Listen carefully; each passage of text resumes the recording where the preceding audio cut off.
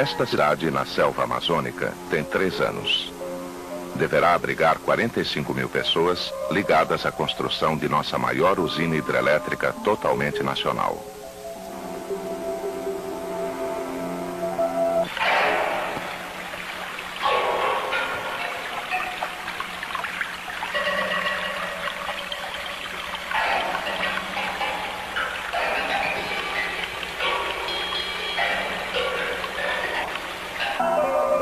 Tucuruí, sobre o rio Tocantins, terá 8 milhões de quilowatts.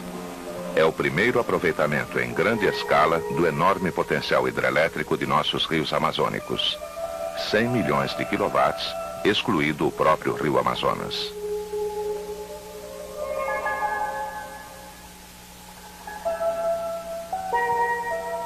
A bacia Tocantins-Araguaia tem por si só um potencial inventariado de 25 milhões e 300 mil quilowatts ao longo de um desnível total aproveitável de 620 metros.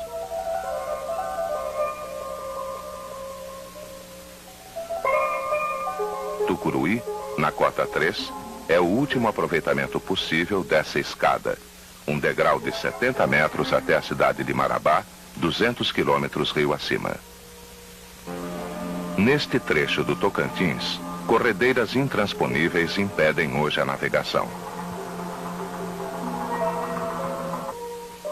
A barragem, 300 quilômetros ao sul de Belém, irá regularizar o rio e, com o afogamento das corredeiras, torná-lo navegável até Marabá.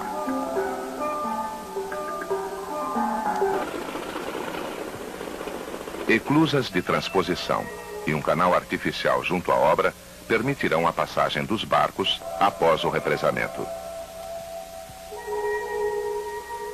A barragem, de enrocamento, terra e concreto, terá um comprimento total de 12 quilômetros.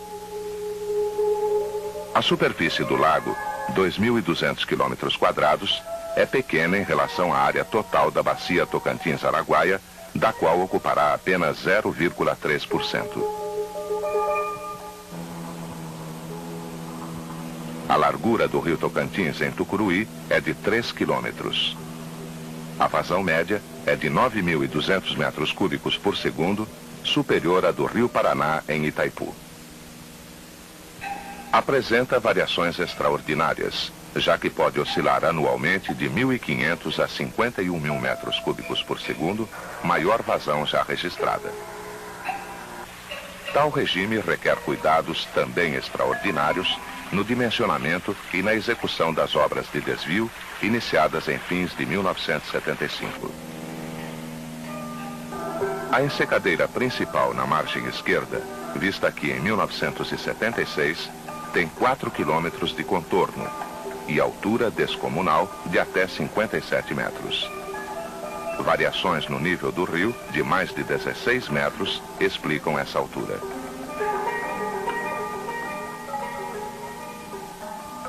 Nesta primeira ensecadeira, as escavações em rocha para as fundações das obras de concreto foram iniciadas oficialmente em fevereiro de 1977.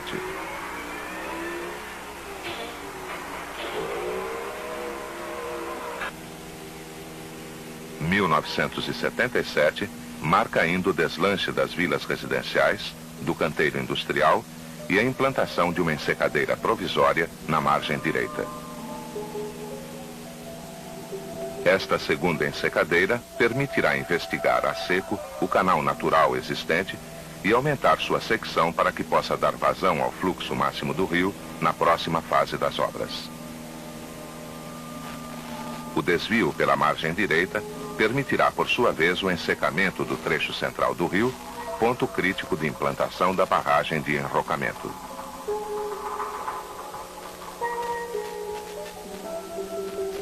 Neste trecho, o canal principal do Tocantins atinge 40 metros de profundidade abaixo do nível normal das águas. O prolongamento da ensecadeira da margem esquerda para o isolamento do local será executado com grandes precauções e dificuldade. A velocidade da água atinge 10 metros por segundo.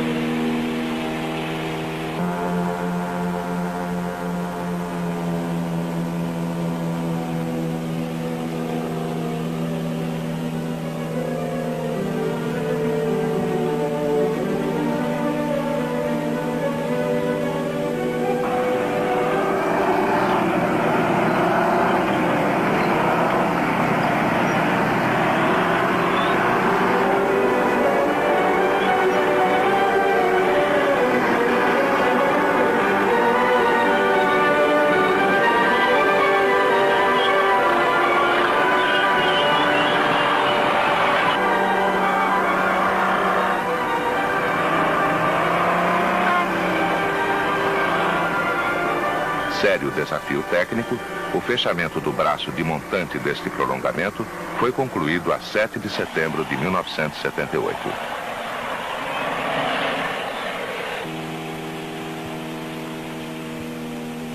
A partir desta data, o rio, empurrado para a margem direita, passa a correr pelo canal anteriormente preparado. Em fins de 1978, 3 meses após seu fechamento, a ensecadeira atinge a altura máxima dos 57 metros, a partir do ponto mais fundo do rio.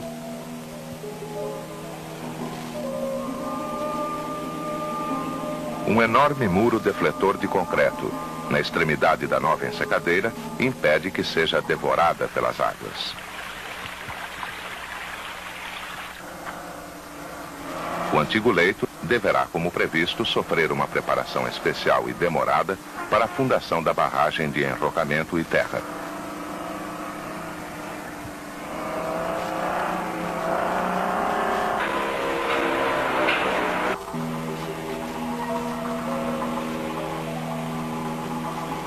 A concretagem das estruturas principais é iniciada em dezembro de 1978.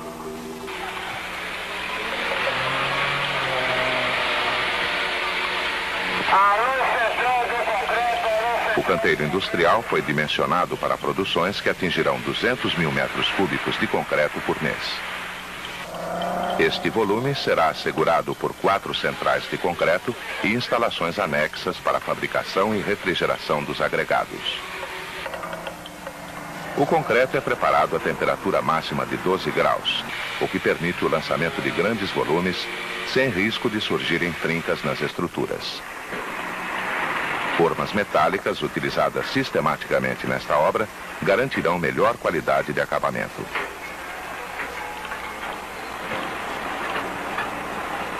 Uma ponte especial torna alcançável quase toda a área a concretar, sem desmontagem e relocação dos 7 guindastes principais. O lançamento em caçambas de até 6 metros cúbicos mobilizará 11 guindastes. Subindo a obra, a ponte será incorporada naturalmente às estruturas. Essas estruturas abrangem tomada d'água, casa de força e canal de fuga, o vertedouro, os muros de ligação com as barragens de enrocamento. O comprimento total é de 1.200 metros. A altura média é de 88 metros acima das fundações.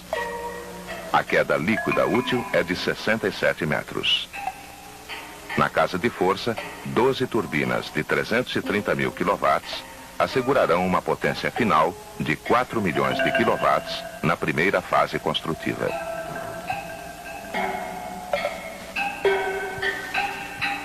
O vertedouro, em prolongamento da casa de força, tem 575 metros e será o maior existente. 23 comportas, de 20 por 20 metros, poderão dar vazão a 100 mil metros cúbicos de água por segundo, 1/3 a mais que Itaipu.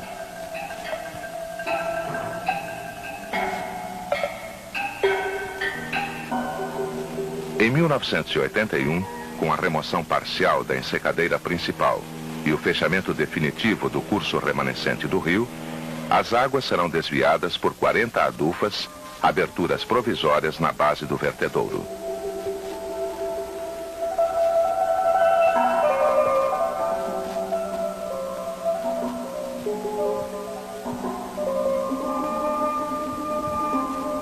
Concluídas as barragens de terra e enrocamento, o represamento será iniciado em julho de 1983, com o fechamento progressivo das adufas.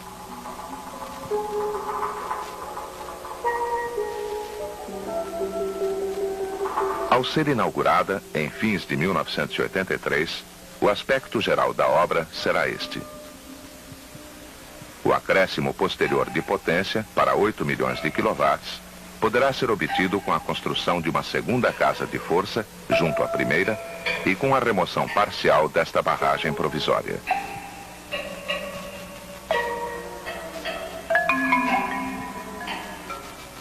A construção de uma obra deste porte, na selva, a milhares de quilômetros dos centros fornecedores e nas condições climáticas da Amazônia, não tem precedentes. O volume total de concreto será de 5.200.000 metros cúbicos.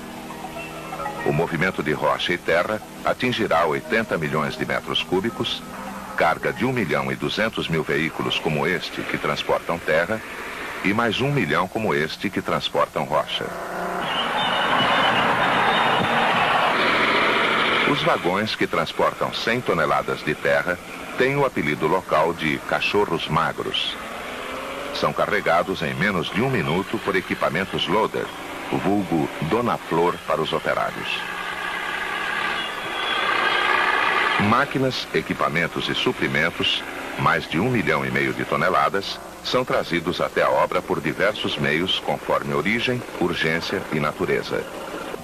Por terra, via rodovia transamazônica, pelo ar no aeroporto novo com pista pavimentada de 2.000 metros e, sobretudo, por água, isto é, por mar até Belém e pelo rio Tocantins navegável até a obra.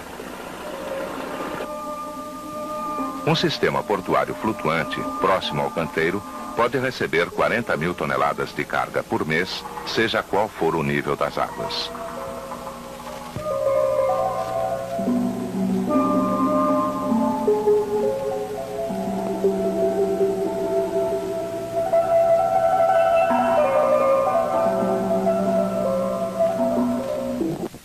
Areia e cascalho, dragados no fundo do rio, somam por sua vez 9 milhões de toneladas transportadas por água.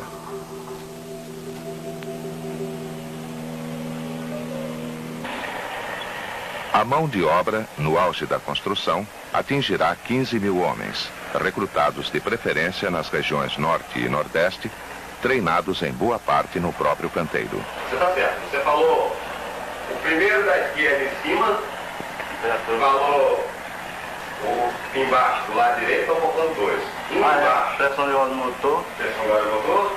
Temperatura da caixa, transmissão. Não. Operários, técnicos e suas famílias formam assim a população da nova cidade, dotada de equipamentos sociais e urbanos definitivos.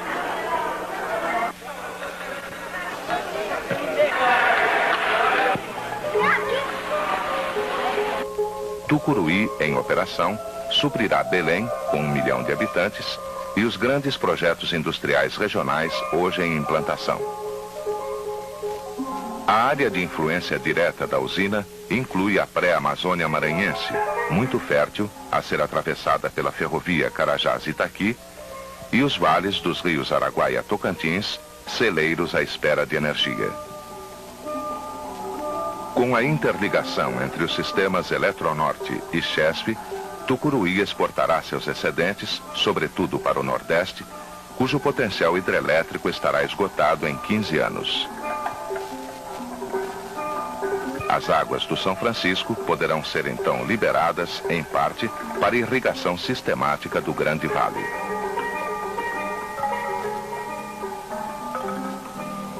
Marco no domínio da tecnologia de construção na Amazônia, Tucuruí é um passo importante na melhor distribuição da riqueza nacional.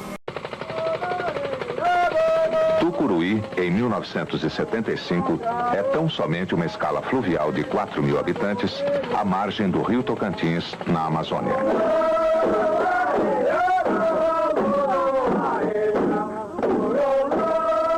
Ano ruim. Acaba de ser extinto o ramal ferroviário, orgulho da cidade. A ferrovia, substituída por estradas, substituía por sua vez o transporte fluvial num trecho não navegável do Tocantins.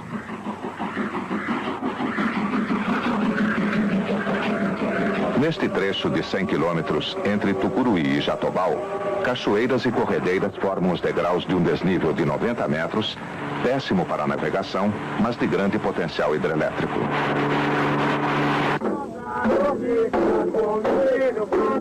Em 1975, no aeroporto da cidade, ou seja, uma pista de terra de 400 metros, chegam os primeiros forasteiros que vêm trabalhar nas obras preliminares da usina hidrelétrica de Tucuruí. A hidrelétrica de Tucuruí está situada a 7 quilômetros a montante da cidade que lhe deu o nome, 300 quilômetros ao sul de Belém do Pará. Em 1976, ao ser iniciada a obra, os barrageiros veteranos já têm grande experiência em lidar com rios pequenos e bravios, rios grandes e mansos.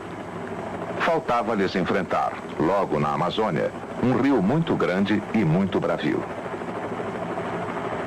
No início de 1977, grande cheia inunda parte da cidade. No canteiro começa a implantação da vila residencial definitiva e das vilas provisórias, planejadas para 50 mil habitantes. Na ensecadeira, que desvia o curso do rio, início das escavações em rocha para a fundação das estruturas principais de concreto. Perto da obra, um aeroporto novo com pista pavimentada de 2.000 metros entra em operação no final do ano. Equipamentos, máquinas, suprimentos, até mesmo alimentos provêm quase todos da região Centro-Sul.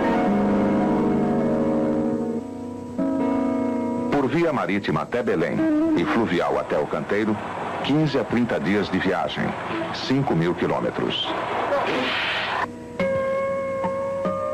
Por terra, através da rodovia Belém-Brasília e um trecho da Transamazônica, 3.000 quilômetros, 15 dias de viagem quando não chove.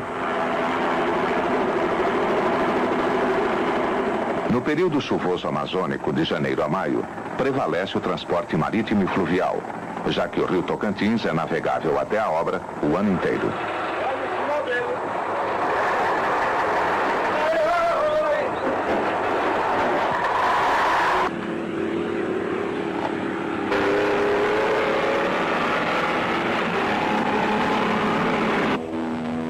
Início de 1978, rio em cheia.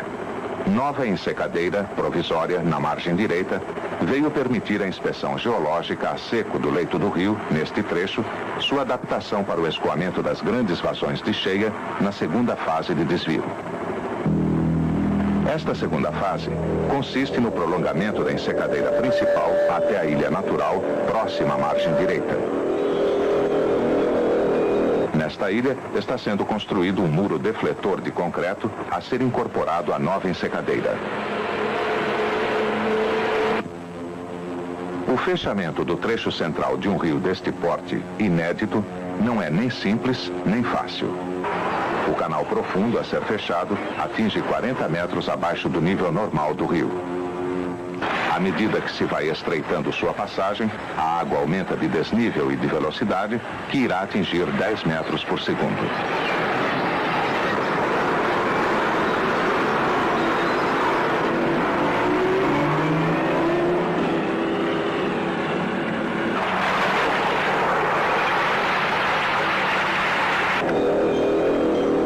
Concluído o fechamento, a 7 de setembro de 1978, o rio tem este aspecto. E 3 meses depois, este. Reduzido a 1/4 de seu curso, o rio corre tão somente pelo canal da margem direita, preparado no ano anterior. Em previsão das vazões de cheia, o contorno da área ensecada atinge a altura de 57 metros, ou seja, 17 metros acima do nível normal do rio. O muro defletor, na extremidade de montante da ensecadeira, atua como escudo protetor. No trecho recém-ensecado, será construída a parte mais crítica da barragem de terra e rocha. Na ensecadeira principal, as principais estruturas de concreto são iniciadas em fins de 1978. Uma ponte metálica especial torna alcançável toda a área de concretagem, desde a fundação das estruturas de concreto até sua crista, sem desmonte e relocação dos 7 guindastes principais. À medida que a obra for subindo, a ponte irá sendo incorporada às estruturas.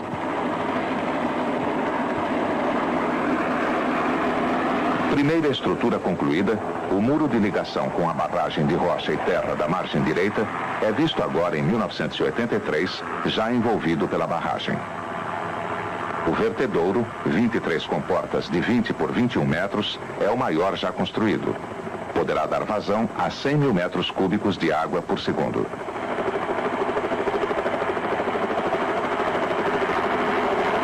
Na casa de força, solidária à tomada d'água, serão instaladas 12 unidades geradoras principais. Dimensões. Crista das estruturas, cota 77 metros e meio. Extensão do vertedouro, 580 metros. Extensão da casa de força, 528 metros. Extensão total, mais de 1 quilômetro. Incluindo as barragens de terra, o comprimento total da obra é de 7 quilômetros. As estruturas estão assentadas no maciço rochoso de grande profundidade. Desde o início da obra, prospecções geológicas complementares em túneis ou galerias escavados por baixo das fundações permitiram conferir a resistência efetiva da rocha apontada nas sondagens.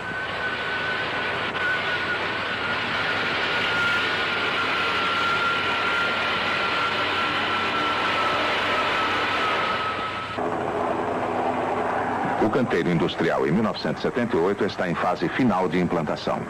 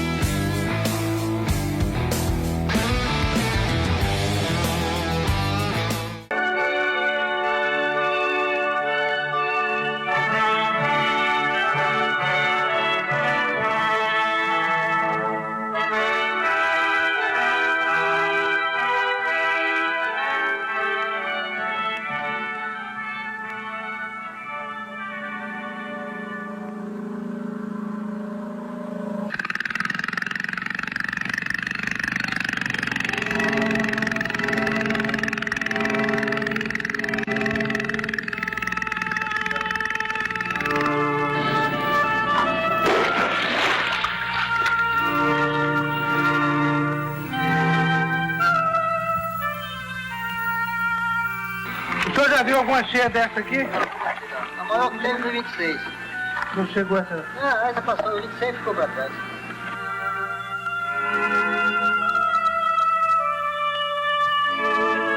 Essas filmagens foram realizadas no Baixo Tocantins no início de março de 1980. Registram aspectos ou consequências da maior cheia já observada neste rio entre as cidades de Marabá e de Tucuruí. Neste trecho, o reservatório da usina hidrelétrica de Tucuruí, a ser formado em 1983, ocupará 2.200 quilômetros quadrados. Marabá, fora da área a ser represada, tem a 1º de março de 1980 este aspecto. Não se trata de um bairro isolado, e sim do centro comercial, bancário e administrativo da cidade, com prédios, instalações e equipamentos urbanos antes considerados em nível seguro.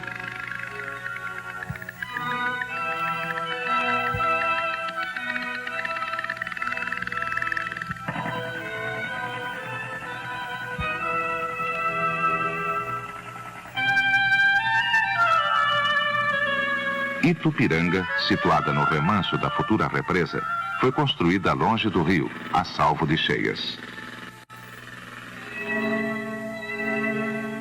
Já os núcleos urbanos, a serem inundados em 1983, acham-se quase que totalmente submersos pela cheia natural de 1980.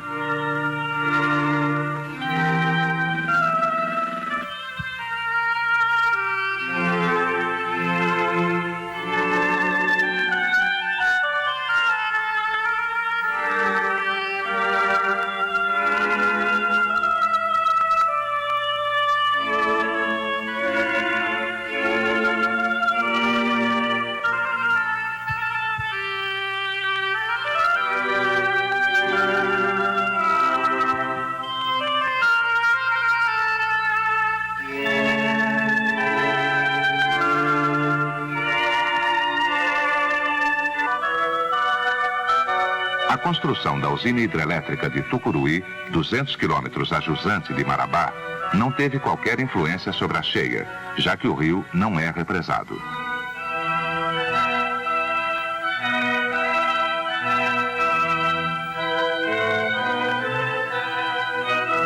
O nível mais alto da água montante da obra, devido à ensecadeira, anula-se totalmente em poucos quilômetros. No local de construção, as águas de março assumem nesta cheia beleza aterrorizante.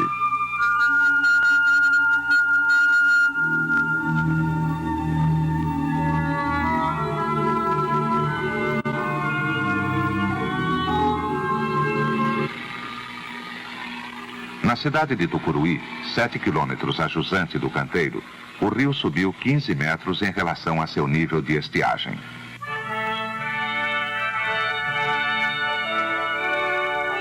Esses caprichos do Tocantins não são inéditos, mas nesta cheia, o rio ultrapassou bastante as cotas mais altas já registradas ao longo do seu curso. Consequência indireta: colapso durante 30 dias no suprimento do canteiro em materiais e, sobretudo, em gêneros alimentícios para 35 mil pessoas. Causa: interrupção do tráfego nas estradas de acesso a Tucuruí e da rodovia Belém-Brasília, em estreito, na travessia do Tocantins. O rio Tocantins nasce no Planalto Central. Recebe, perto de Marabá, a contribuição do rio Araguaia. Num curso total de 2.500 quilômetros, deságua na Baía de Marajó, próximo à cidade de Belém.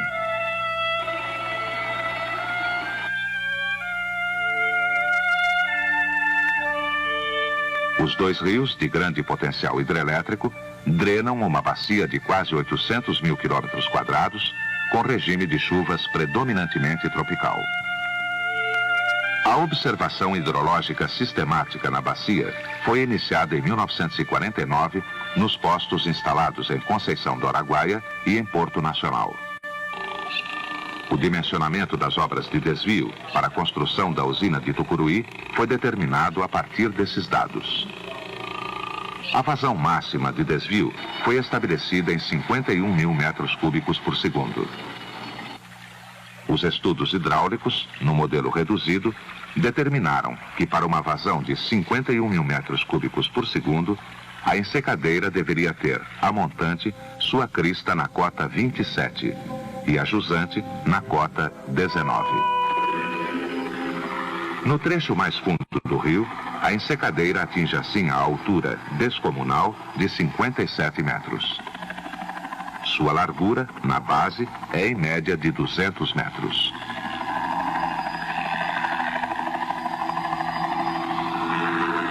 O contorno total é de perto de 9 quilômetros.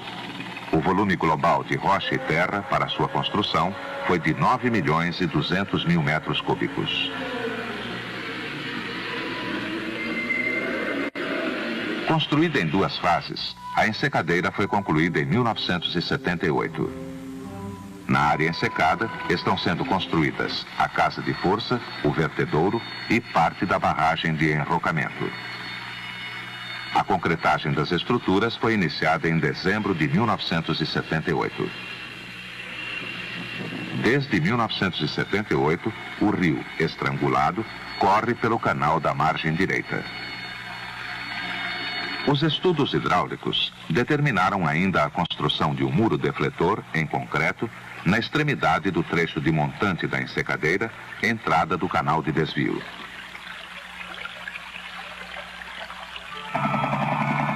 Construído no decorrer de 1978, este defletor é visto aqui já pronto em julho de 1978, período seco, e na fase mais crítica da grande cheia, a 2 de março de 1980. Sem o defletor, a ensecadeira poderia ser destruída. Embora a maior, a cheia de 1980 não é a primeira enfrentada na obra. Brindada pela natureza, Tucuruí, iniciado em 1976, sofreu, em 4 anos, 4 entre as 7 maiores cheias conhecidas. Um recorde.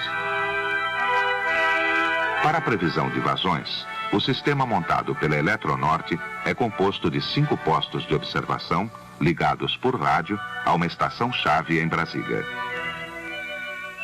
No período chuvoso, de janeiro a maio, as leituras diárias são recebidas diariamente pelo consórcio projetista que as interpreta. Devido às características hidrológicas da bacia, as vazões afluentes a Tucuruí podem ser previstas com antecedência de 7 dias e com precisão razoável. Este prazo é suficiente para alertar populações ribeirinhas, adotar na obra medidas de emergência e, na pior hipótese, retirar os equipamentos da ensecadeira e proteger vidas humanas. A situação de pré-alerta em Tucuruí estabelece-se quando a vazão atinge 35 mil metros cúbicos por segundo. Em 1980, esta vazão é assinalada a 16 de fevereiro. A partir desta data, o rio vem subindo de forma inquietante, exigindo um primeiro alteamento no trecho de jusante da ensecadeira. A vazão de desvio, 51 mil metros cúbicos, é alcançada a 25 de fevereiro.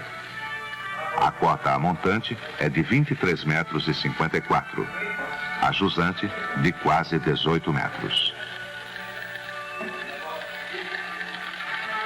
No dia 27, a vazão é de 55 mil metros cúbicos por segundo. Cota de montante, 24 metros e 56. De jusante, 18 metros e 61. As águas continuam subindo a média de 50 centímetros por dia. Caracteriza-se uma situação excepcional sem precedente conhecido. Segundo as previsões, o pico da cheia deverá ocorrer a 2 de março, com uma vazão da ordem de 60 mil metros cúbicos por segundo. O nível da água a jusante deverá ultrapassar 20 metros e a montante atingir praticamente a crista da ensecadeira, ou seja, a cota 26 metros e meio, com ameaça de overtopping. 29 de fevereiro. A vazão já atinge 59 mil metros cúbicos por segundo. Junto ao defletor, a velocidade da água ultrapassa 12 metros por segundo. O desnível de montante para jusante é de 7 metros. O comportamento da ensecadeira, solicitada bem acima do previsto, parece exemplar. As obras de concreto prosseguem normalmente. Infiltrações no braço de montante da ensecadeira não apresentam perigo aparente, já que de água limpa, volume pequeno e constante. Alarmante, isto sim, é o carreamento de material de proteção na junção do defletor e a jusante da obra, o surgimento de ondas de refluxo descomunais que erodem a saia da ensecadeira. O rio virou mar.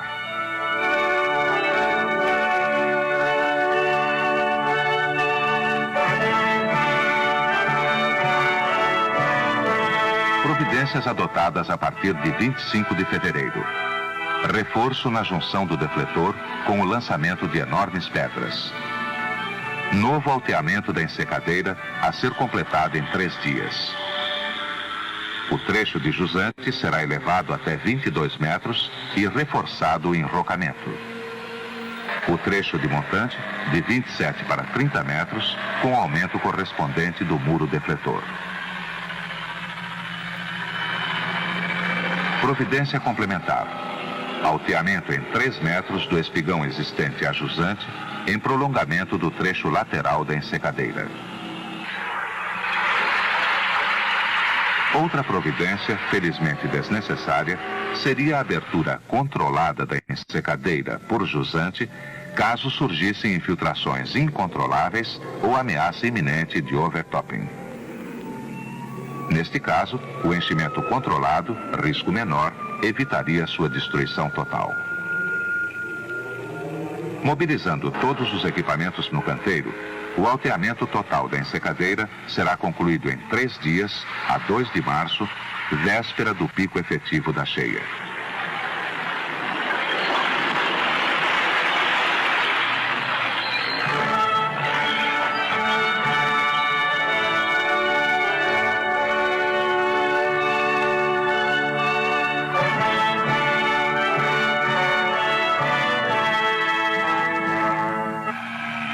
O alteamento de jusante, providencial, evitou de fato a inundação da obra.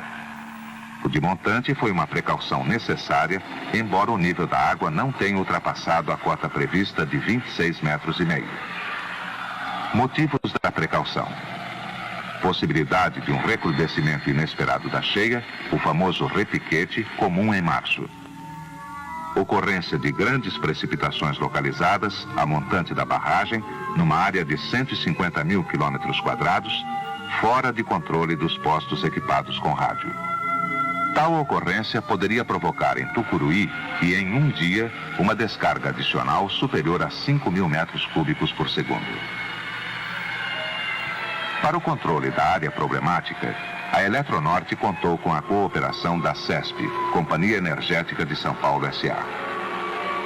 Desde o início da cheia, a CESP forneceu dia a dia previsões de pluviosidade baseadas em informações obtidas por rádio-sonda e satélites meteorológicos.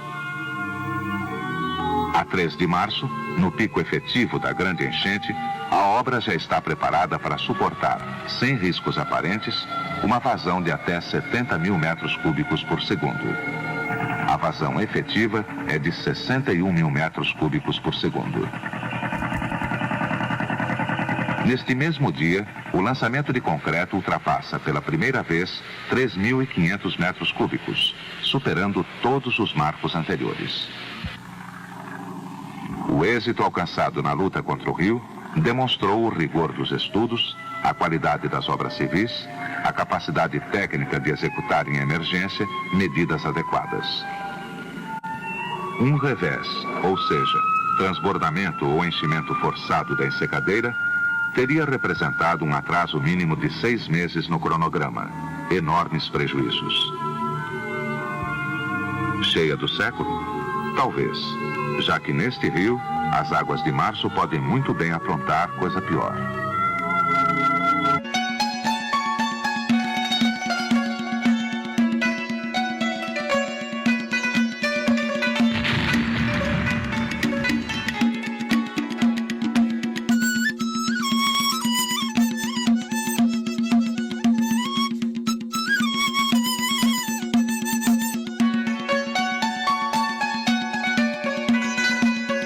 Tecnologia construtiva de grandes barragens na Amazônia, o fechamento é concluído a 31 de julho de 1981.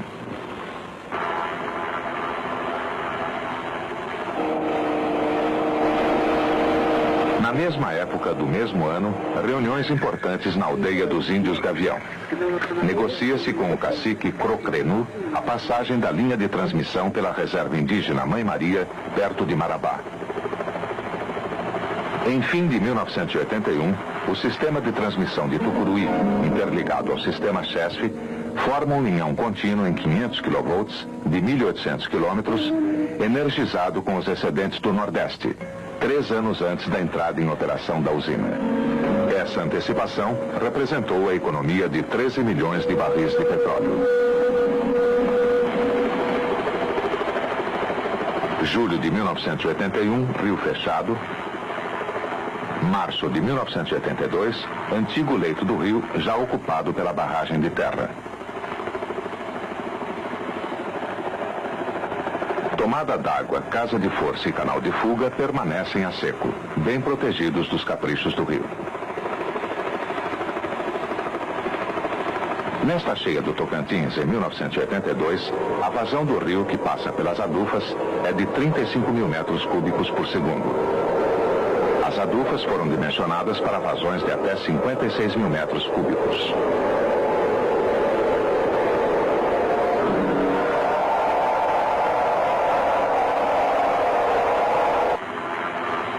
Na construção da barragem de terra, o lançamento em um mês de 2,5 milhões de metros cúbicos constitui-se num recorde mundial alcançado em agosto de 1982. O volume global das barragens de terra é de 54 milhões de metros cúbicos, carga de mais de 500 mil veículos como estes, que transportam 100 toneladas.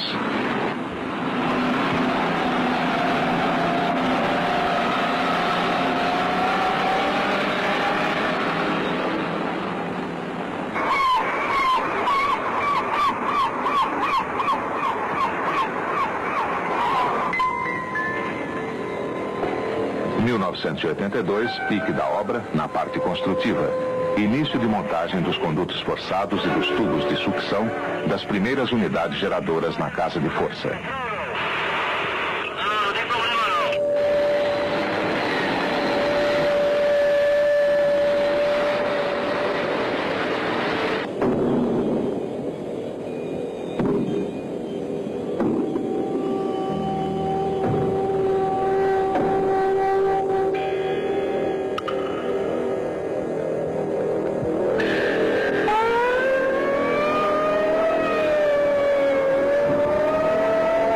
Em São Paulo, enormes transformadores fabricados no país começam a seguir para Tucuruí por via marítima através do Porto de Santos.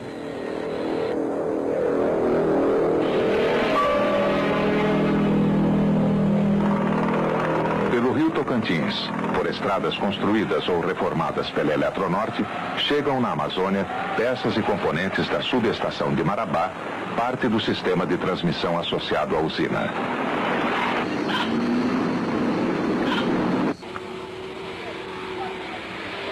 No Brasil e na França, que financiou parte dos equipamentos eletromecânicos, estão sendo usinados os eixos, as rodas de turbinas e outros componentes destinados a Tucuruí.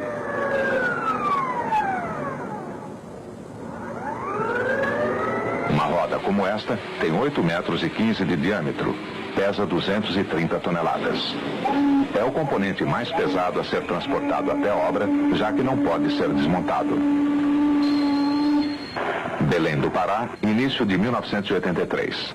Chegada no porto da primeira roda de turbina francesa e da primeira roda brasileira. Rodas, a cor da tinta protetora.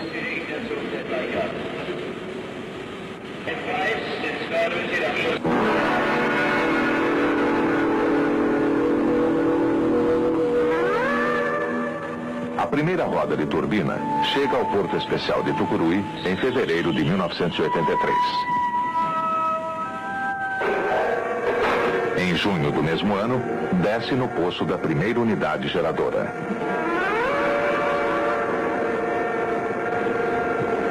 Os testes iniciais de rotação começam em agosto de 1984. A potência de cada turbina é de 330 mil quilowatts.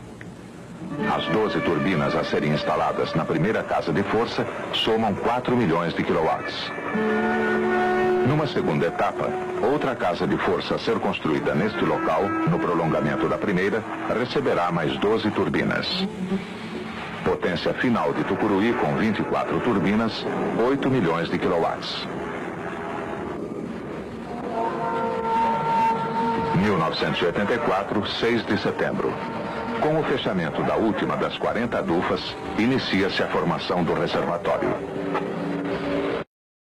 Milhões de metros cúbicos de água. Tem superfície de 2.430 quilômetros quadrados.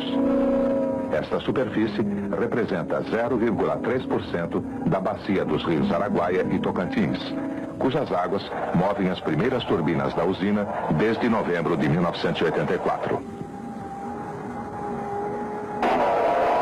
Entre esta visão da barragem e esta, passaram muitas águas, decorreram 9 anos.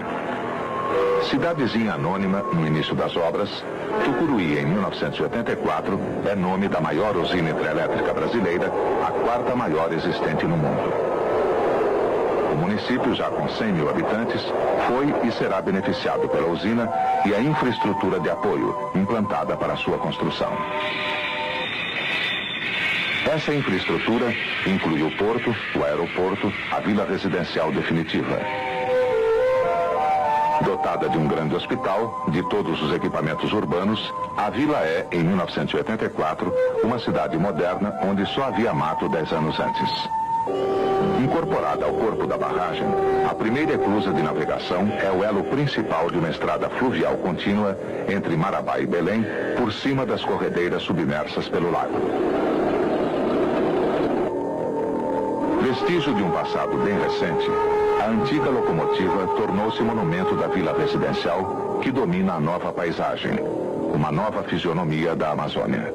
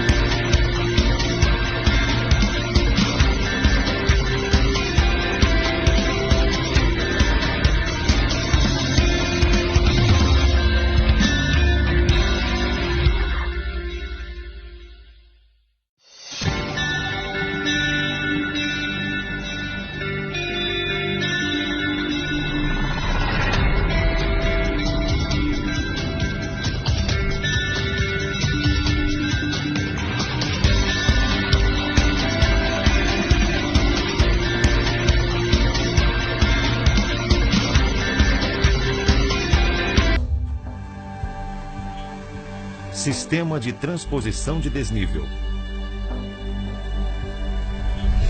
As eclusas de Tucuruí.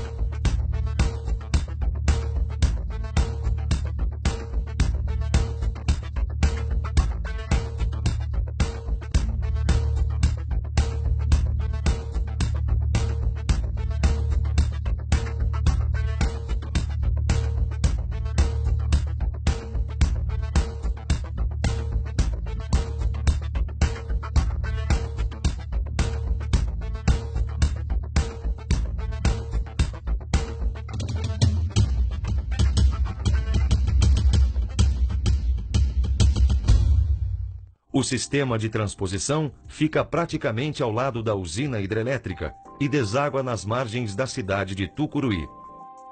A eclusa 1 fica na barragem. Um canal contido por um dique faz a ligação com a eclusa 2. Essa, por sua vez, faz a ligação com o rio Tocantins, a jusante da barragem. Um corte esquemático do sistema permite entendermos melhor seus níveis.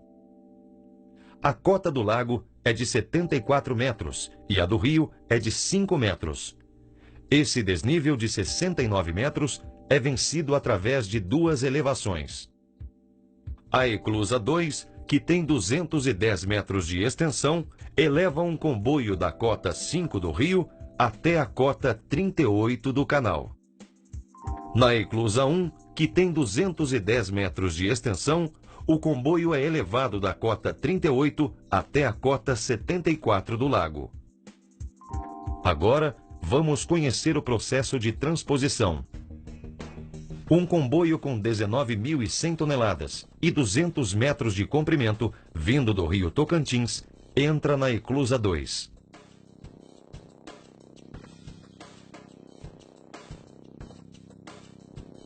A eclusa é enchida durante 14 minutos até alcançar a cota 38 do canal.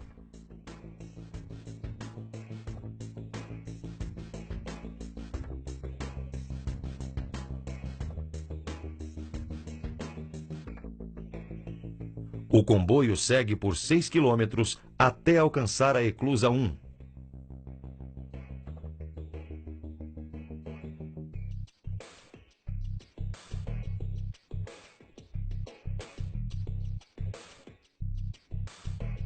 Durante 13 minutos, a eclusa 1 recebe mais de 230 mil metros cúbicos de água da barragem até o comboio alcançar a cota 74. Todo o processo dura 1 hora e 30 minutos. Essa é mais uma obra do governo federal que trará inúmeros benefícios para a região e para seus moradores.